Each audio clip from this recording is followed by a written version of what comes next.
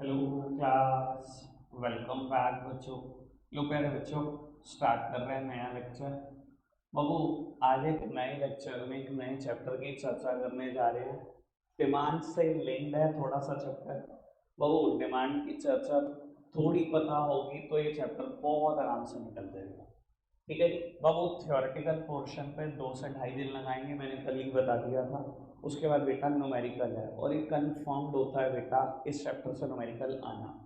ठीक है, सिर्फ सोल्ड क्वेश्चन की बात करूँ तो हमारी बुक में 41 है। ठीक है जी, अनसोल्ड अलग है। ठीक है, खैर अभी तो हम सोल्ड करेंगे और आगे बढ़ जाएंगे स्टैट्स की थ्योरी की तरफ। चलो खैर, सामने देखते हैं बेटा, चर्चा शुरू करते हैं। बाबू, ये हमारा ना चैप्टर नंबर 4 है और बेटा इसका नाम है इलास्टिसिटी ऑफ डिमांड।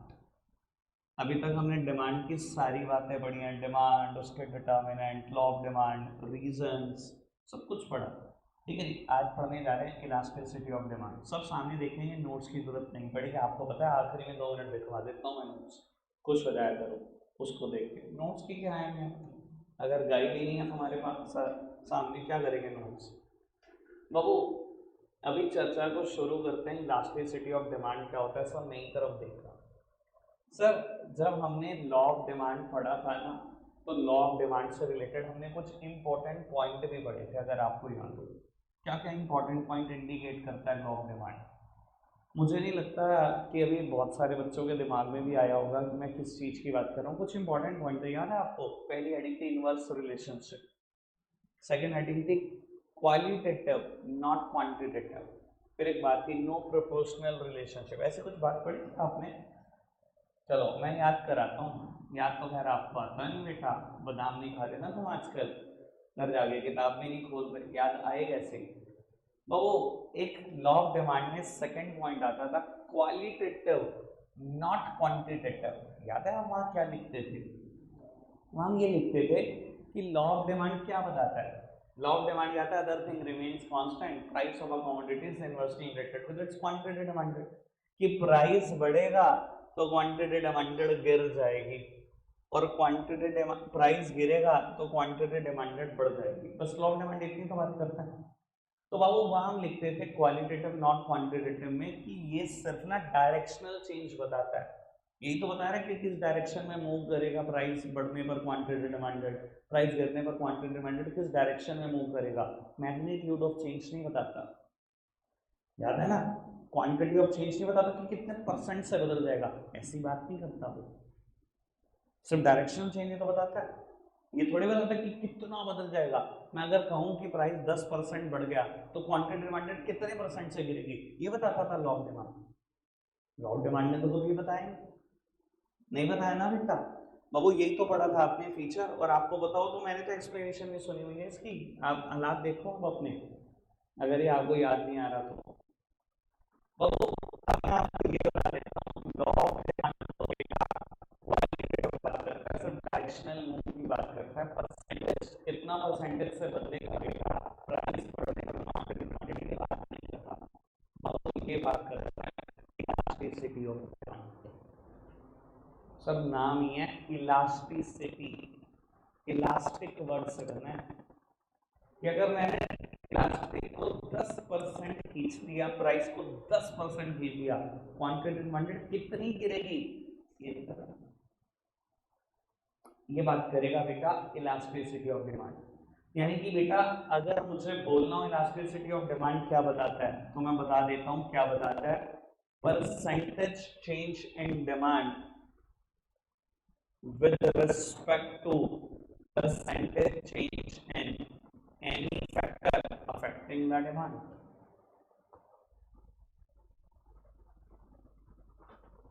सब सामने देखते रहेंगे बेटा। बाबू मैंने इसको न्यूमेरिकल फॉर्म में रिप्रेजेंट कर दिया, और अगर डेफिनेशन बनानी हो कि concept of elasticity of demand क्या है, तो concept of elasticity of demand पता क्या बताता है? Percentage change in demand of a commodity with respect to percentage change in any factor affecting the demand of a commodity। यानी कि बेटा इसी से सारी बात बना दी मैंने, कुछ नहीं किया। बाबू ये बताता है, इलास्टिसिटी ऑफ डिमांड बताता है कि डिमांड को अफेक्ट करने वाला अगर कोई फैक्टर किसी सर्टेन परसेंटेज से बदल जाता है तो उसकी वजह से बेटा डिमांड कितने परसेंट से बदलेगी, ये बताता है इलास्टिसिटी ऑफ डिमांड। यानी कि बेटा कोई भी फैक्टर, अच्छा आपको ये भी पता है ना, बहुत सारे फैक्टर अफेक्ट करते हैं डिमांड को, मैं कितनी बार गिनवा चुका हूँ, 5 वो 3 वो, बहुत सारे फैक्टर अफेक्ट करते हैं।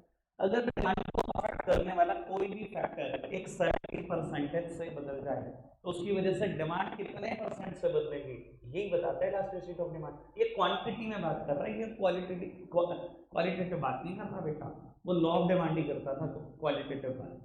मान लिखते थे क्वांटिटी में नहीं बताता, क्या मैं बोल रहा हूँ ये क्वांटिटी नहीं बताता, एग्जैक्टली बताएगा आपको। कोई दिक्कत कोई परेशानी तो नहीं।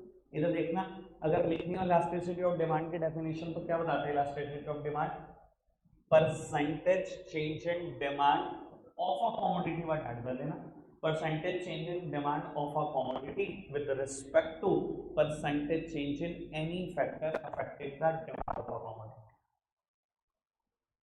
समझ में आती है बात, रीडिंग समझ में आ रही है कि अगर कोई किसी एक परसेंटेज से बदल जाए उसकी वजह से डिमांड कितने परसेंट से बदलेगी, ये बताना काम है इलास्टिसिटी ऑफ डिमांड का।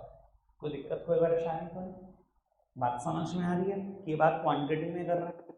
बाबू 3 तरीके की होती है इलास्टिसिटी। अच्छा भाई यहाँ यहाँ पढ़ा दूंगा वो, यारों की नींद ही नहीं खुलती यार, क्या करें यार इनका।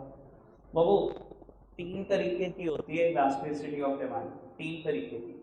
सर सबसे पहले है प्राइस इलास्टिसिटी, उसके बाद है बेटा क्रॉस इलास्टिसिटी, बेटा सब सामने देखते रहना, प्राइस इलास्टिसिटी, क्रॉस इलास्टिसिटी और इनकम इलास्टिसिटी। बेटा 3 तरीके की इलास्टिसिटी का मुझे डिस्कशन करना है, प्राइस, क्रॉस और बेटा इनकम इलास्टिसिटी। कल अगर याद हो काइंड्स ऑफ डिमांड पढ़े थे हमने बेटा, 9 तरीके की डिमांड पढ़ी थी ना, शुरू के 3 वर्ड यही आए थे, price demand, cross demand, income demand, अगर आपको याद है तो। ठीक है जी, 9 पढ़े थे, शुरू के 3 वर्ड ही आए थे।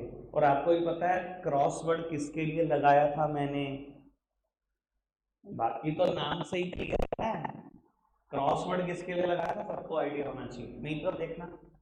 सर ये तो समझ में आ गया इलास्टिसिटी ऑफ डिमांड क्या है, कोई भी फैक्टर कितने सर्टेन परसेंटेज से बदले उसकी वजह से डिमांड कितने परसेंट से बदलेगी बताता है इलास्टिसिटी ऑफ डिमांड। तो प्राइस इलास्टिसिटी क्या बताता है, थोड़ी सी बुद्धि रखते तो बहुत आसान बात है। बाबू प्राइस इलास्टिसिटी क्या बताता है, अगर मेरे को न्यूमेरिकल फॉर्म में रिप्रेजेंट करना हो, percentage change in demand with respect to percentage change in price, बस इतना सा आसान कि अगर प्राइस एक सर्टेन परसेंटेज से बदल जाए उसकी वजह से डिमांड कितने परसेंट से बदलेगी, ये प्राइस इलास्टिसिटी बताता है। और आपको बताता हूँ मेरे कोर्स में ये टॉपिक कंटिन्यू होगा, ये दोनों कंटिन्यू होते, बस इनकी डेफिनेशन है, इतना ही खत्म।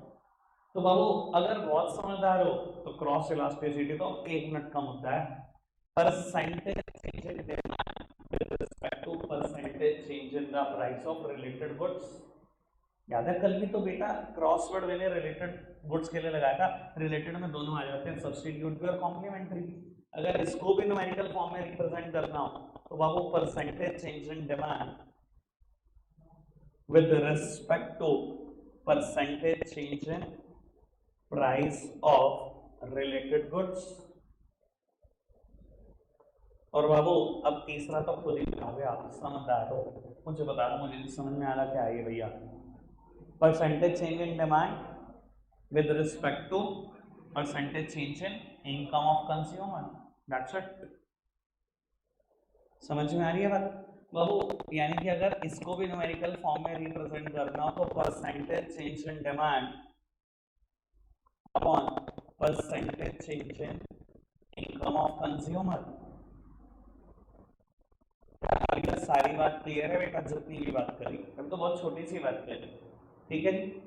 सर मैंने शुरुआत कहाँ से करी पहले ये बताओ बाबू, इसको हमेशा पढ़ने से पहले ना एक बार लॉ ऑफ डिमांड के बारे में जरूर सोचो क्या बोलता है लॉ ऑफ डिमांड?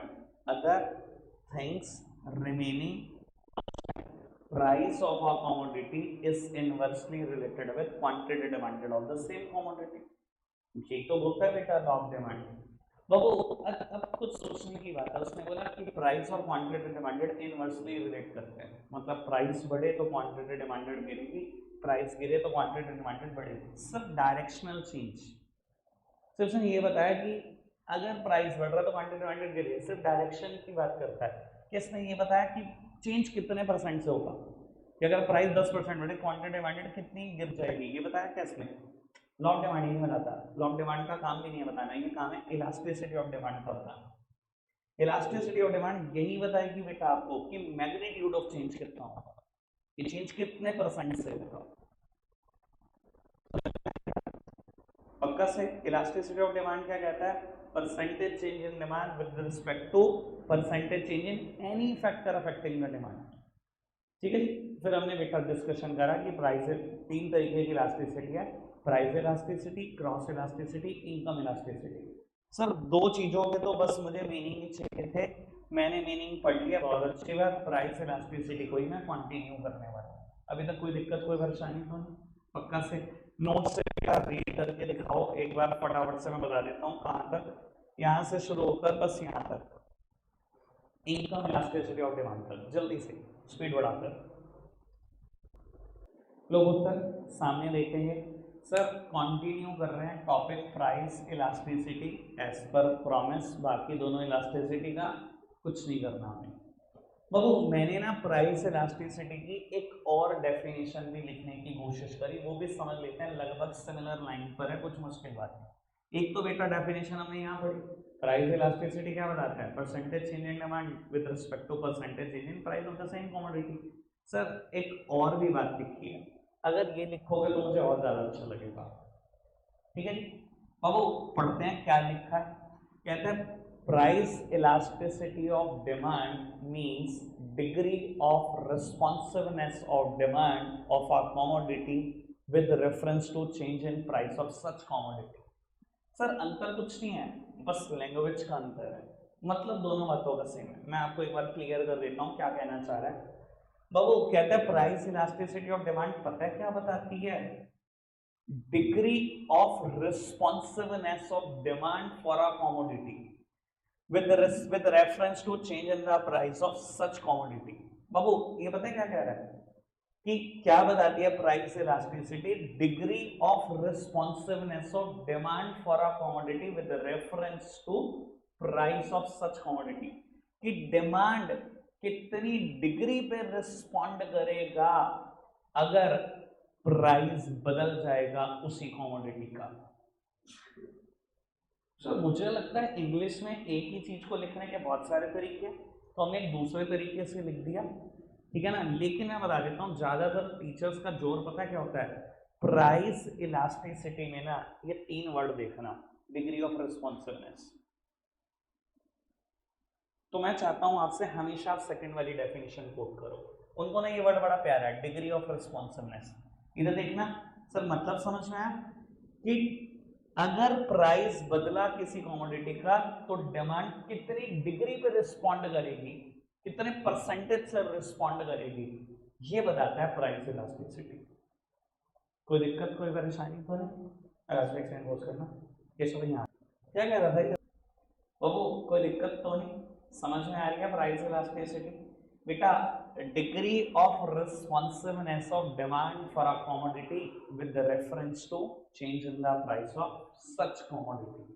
ठीक है कि डिमांड कितने डिग्री पे रिस्पॉन्ड करेगी अगर प्राइस एक सर्टेन परसेंटेज से बदल जाए, उसको हम बोलते हैं बेटा प्राइस इलास्टिसिटी ऑफ डिमांड। ठीक है बाबू कंटिन्यू करेंगे प्राइस इलास्टिसिटी ऑफ डिमांडिंग, मैं पूरा नहीं लिख रहा, price elasticity of demand. Sir मैं न्यूमेरिकल की तरफ शिफ्ट कर रहा हूँ, मैं पहले बता रहा हूँ न्यूमेरिकल का बेस बना रहा हूँ, ठीक है ना। जो नहीं आए बेटा उनका तो मैं चाहता हूँ नुकसान डबल हो जाए, बिल्कुल डबल, ठीक है। अगर मूड नहीं भी था ना कराने का तो आज जबरदस्ती कराना है।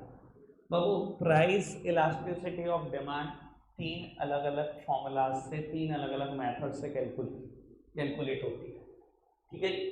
बाबू हम फर्स्ट मेथड ही ज्यादातर यूज करेंगे, इससे हम बोलते हैं परसेंटेज मेथड या प्रोपोर्शनेट मेथड। बाबू नोट्स में स्लैश लगना रह गया है, वो मैं बेटा अभी आपको बता दूंगा कहां पर रह गया। बाबू परसेंटेज और प्रोपोर्शनेट मेथड पहला मेथड है, दूसरा मेथड है टोटल एक्सपेंडिचर मेथड, और तीसरा मेथड है ज्योमेट्रिक मेथड। बेटा ज्योमेट्रिक मेथड मेरे कोर्स का पार्ट नहीं है तो ये तो भूल ही जाओ। सर ये दोनों मेरे कोर्स का पार्ट है, पर अगर मैं बात करूं 41 न्यूमेरिकल्स की तो उसमें से बेटा 35 इस पर होंगे, यानी कि बेटा it is the most commonly used method और बेटा मोस्ट इजीएस्ट भी है। कॉमनली यूज होने के साथ साथ इजीएस्ट भी है। तो बाबू इसके बारे में हमारा डिस्कशन कल रहेगा, आज चर्चा इसकी ही करेंगे, ठीक है जी। सर मेरी तरफ देखना, सर ये मेथड का नाम क्या है? Percentage method. तो बाबू अभी तक भी तो मैं परसेंटेज की ही बात कर रहा था, मैं इसी से ही फॉर्मूला बना देता हूँ, मैंने भी तो परसेंटेज में ही बात की है, यही फॉर्मूला है, इधर देखो सामने यही फॉर्मूला है, बस यहाँ से बेटा मैं थोड़ा सा फैंसी भाषा में लिख दूंगा, इधर टीचर्स को चाहिए, मुझे तो समझाया चाहिए, उनको रटा रटाया सा चाहिए। आओ जी फिर रटा रटाया सा ही देख लेते हैं क्या होता है। इधर देखना शिवम भाई, सामने देखो, हाँ जी। वो percentage change in demand upon percentage change in price. बेटा ऐसे लिख सकता हूं क्या इसको? मेरी तरफ देखना, अभी शायद क्लियर हो के नहीं, ये मैंने लिखा है परसेंटेज चेंज इन डिमांड, कि डिमांड पहले कितनी थी, अब चेंज कितना हो गया। आपको याद है डेल्टा वर्ड किसके लिए लगता है इकोनॉमिक्स में? चेंज के लिए। और आपको अगर बताना हो मुझे कि डेल्टा क्यू क्या है, तो बेटा Q1 माइनस क्यू है। मान लो पहले डिमांड थी बेटा किसी कमोडिटी की 10 यूनिट, अब डिमांड हो गई 15 यूनिट, तो मैं अगर आपसे पूछूं बेटा चेंज क्या है, तो आप क्या बताओगे? बाबू आज 15 हो गई है, पहले 10 थी, चेंज आया 5 का। केशव सामने देख रहे बाबू, हाँ जी क्या बोलोगे बेटा? नहीं तो देखो पहले किसी कमोडिटी की डिमांड थी 10 यूनिट, आज 15 हो गई है, मैं आपसे पूछूं चेंज क्या आया, तो बेटा आप यही तो बताओगे 15 अब हो गई है, पहले 10 थी तो चेंज आया 5। उसी चीज को मैं फैंसी भाषा में लिख रहा हूँ बेटा। बाबू डेल्टा क्यू यानी कि चेंज इन क्वांटिटी डिमांडेड कैसे निकलेगा? Q1 minus Q. बाबू क्यू का मतलब है ओरिजिनल डिमांड, ये ओरिजिनल डिमांड थी, और ये बेटा इंक्रीज होने के बाद की डिमांड है, ठीक है सर। मैं निकाल रहा हूं परसेंटेज चेंज इन डिमांड, सामने देखना, चेंज ये रहा, ओरिजिनल ये रहा, परसेंटेज में चेंज निकालना है तो बिना मल्टीप्लाई करे 100 से निकल नहीं सकता परसेंटेज चेंज, इतना तो परसेंटेज सब जानते हैं। Same way percentage change in price, समझदार हो आप ही बता सकते हो कैसे निकलेगा percentage change in price. Babu delta P upon P multiplied by 100। Sir यानी कि डेल्टा पी ये कैसे कैलकुलेट होगा? मैं तो कह रहा हूं प्यारे बच्चों मजाक मजाक खेल लो आज। इधर देखना सर, क्वांटिटी डिमांडेड पहले 10 यूनिट थी, अब 15 हो गई। सर अगर क्वांटिटी डिमांडेड बढ़ गया है इसका मतलब प्राइस गिर रहा होगा। मैं पहले प्राइस था 5 रुपए, सॉरी पहले प्राइस था 5 रुपए, अब हो गया 4 रुपए। सर इनवर्स रिलेशनशिप है ना, क्वांटिटी डिमांड होगी अगर प्राइस गिर रहा होगा। पहले प्राइस था किसी कमोडिटी का 5 रुपए, आज हो गया 4 रुपए, चेंज नहीं निकाल सकते आप? चेंज निकाल लो क्या? नहीं, चेंजेस -1 है यार, अरे बता दो भैया, चेंजेस -1 है यार, कोई दिक्कत कोई परेशानी तो नहीं? चेंज आ गया, ओरिजिनल प्राइस आपके सामने होगा, मल्टीप्लाई करना 100 से, परसेंटेज चेंज प्राइस, कोई दिक्कत कोई परेशानी तो नहीं? समझ में आ रहा है परसेंटेज मेथड? हद से ज्यादा तो अच्छा होगा बाबू। इसी को कुछ लोग प्रोपोर्शनेट मेथड भी बोलते हैं, पता है क्या करते हैं इसमें? क्यों बोलने लग जाते हैं प्रोपोर्शनेट मेथड? मैंने स्लैश करके लिखा, मेरे लिए तो एक जैसी ही बात है बाबू। कैसे बोलने लगते हैं ये समझ लो, देखना बेटा 100 से 100 फर्स्ट और फोर्थ की मल्टीप्लाई कर दो, सेकंड और थर्ड की, बन गया proportionate method. Delta Q multiplied by P upon Q multiplied by delta P, ये बन गया प्रोपोर्शनेट मेथड। बना इसी मेथड से, कुछ और नहीं किया हमने। बस ये परसेंटेज मेथड था और ये प्रोपोर्शनेट है, इसलिए मैंने स्लैश करके लिखा क्योंकि एक ही है। ये इंडियन ऑथर्स का काम है, दूसरे की चीज चुरा लो फटाफट से। अपना नाम चिपका दो जी, मैंने किया था। कोई दिक्कत कोई परेशानी तो नहीं?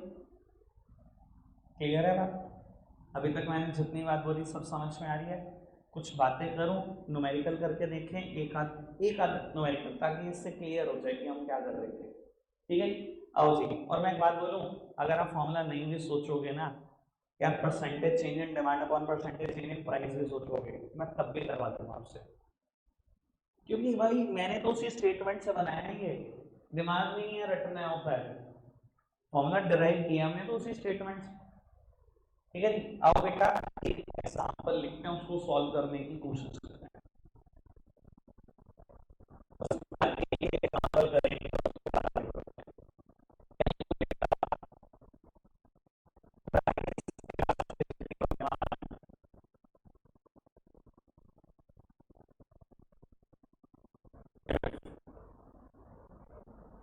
प्राइस।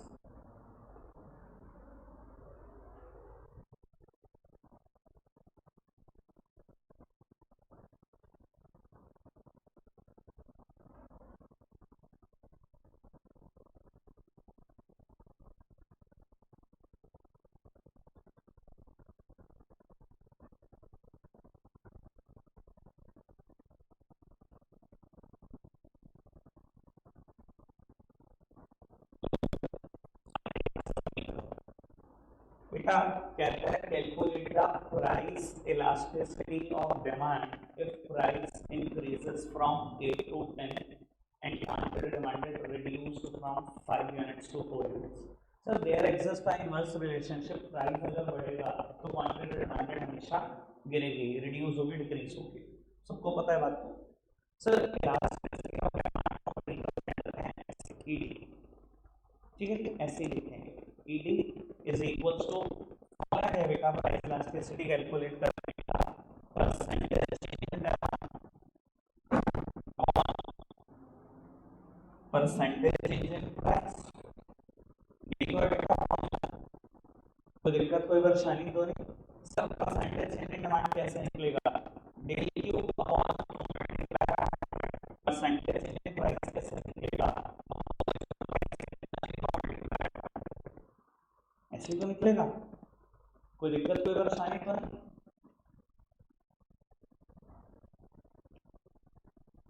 तो ओरिजिनल क्वांटिटी क्यू 5 यूनिट्स, पहले कितने यूनिट्स की डिमांड थी बेटा? 5।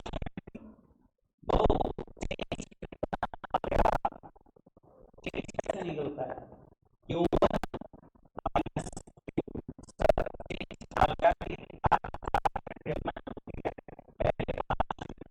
चेंज करना क्या? -1। कोई दिक्कत कोई परेशानी तो नहीं? तो मैंने क्यू बेटा क्यू की वैल्यू पुट कर दी -1, क्यू और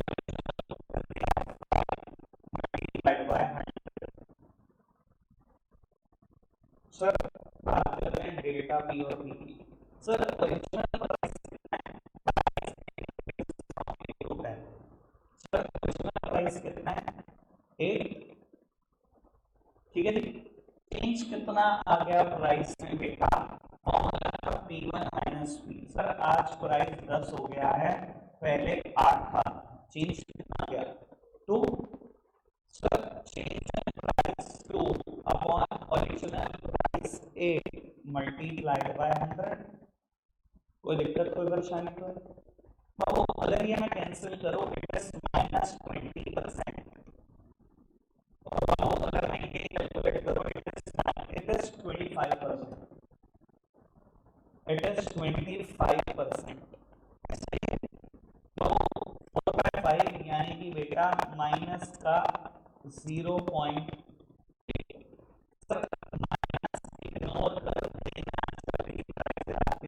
कैलकुलेट करोगे तो बाद में लिख देना 0.8। ऐसा क्यों? सर ऐसा इसलिए कि सारी दुनिया जानती है कि प्राइस और क्वांटिटी डिमांडेड में इनवर्स रिलेशनशिप है। अगर इनवर्स रिलेशनशिप है, एक बढ़ेगा तो दूसरा गिरेगा, ये तो कंफर्म्ड है कि आंसर माइनस नहीं आना। बट इलास्टिसिटी को एब्सोल्यूट रिप्रेजेंट किया जाता है, सबको पता माइनस में आएगा, हर क्वेश्चन का आंसर माइनस में आएगा भाई। There exist inverse relationship, direct तो होती तो पॉजिटिव पॉजिटिव आएगा, एक बढ़ रहा दूसरा भी बढ़ रहा, तभी आ सकता है बेटा पॉजिटिव आंसर। यहाँ तो कंफर्म है माइनस ही आएगा, लिख के ले लो, हर क्वेश्चन का आंसर माइनस में आएगा, आखिरी में माइनस हटा लेना आपको, एब्सोल्यूट टर्म्स में रिप्रेजेंट कर रहे। कोई दिक्कत कोई परेशानी तो नहीं, पक्का से। अब आप समझ लो ऐसे 35 मिनट करना है, 35 मिनट ही लगाऊंगा मैं, ये तो बस ऐसे ही करने में टाइम लगा दिया, इसमें टाइम लगाओ, कोई लेवल तो है नहीं इसका। चलो जी बाबू, आज लेवल सबके निकलेंगे। चलो रखते हो बाबू, आज के लिए इतना ही है, बाय बाय।